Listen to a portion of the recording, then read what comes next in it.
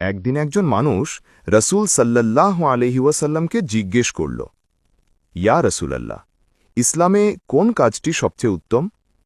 রসুল সাল্লাল্লাহু আলাইহি ওয়াসাল্লাম বললেন, হাসিমুখে কথা বলা এবং মানুষের কষ্ট দূর করা। ভেবে দেখো, একটা মাত্র কথা, একটা হাসি কেউ ভেঙে পড়া জীবনে আলো হয়ে যেতে পারে। কিন্তু আজ আমরা কেমন?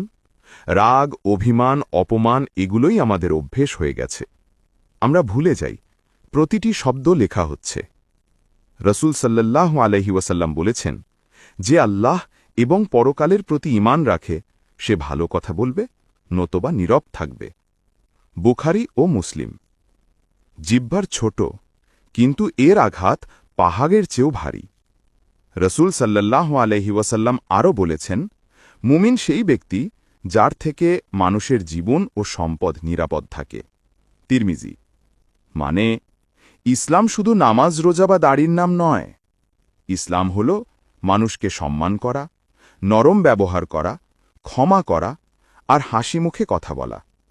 আমরা নামাজ পড়ি, রোজা রাখি, হজ করি, কিন্তু বাড়িতে বাবা মায়ের কাঁদাই, স্ত্রীকে কষ্ট দেই, ছোটদের অপমান করি, বন্ধুকে ঠকাই।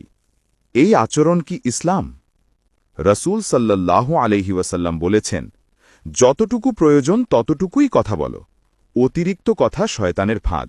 মুসনাদ আহমদ।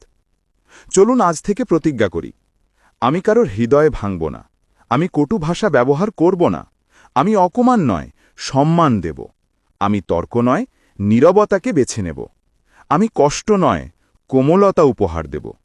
কারণ রসুল সাল্লাল্লাহু আলাইহি ওয়াসাল্লাম বলেছেন, যে নীরব থাকবে সে নিরাপদ থাকবে। তিরমিজি। হয়তো তোমার একটা সুন্দর কথা কিয়ামতের দিন তোমার জন্য জান্নাতের দরজা খুলে দিতে পারে। মনে রেখো, হাদিস শুধু পড়ার জন্য নয়, নিজেকে পরিবর্তন করার জন্য।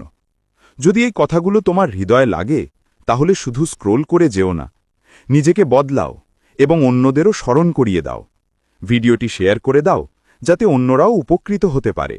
আল্লাহ আমাদের সবাইকে সুন্দর চরিত্রের অধিকারী করুন। আমিন।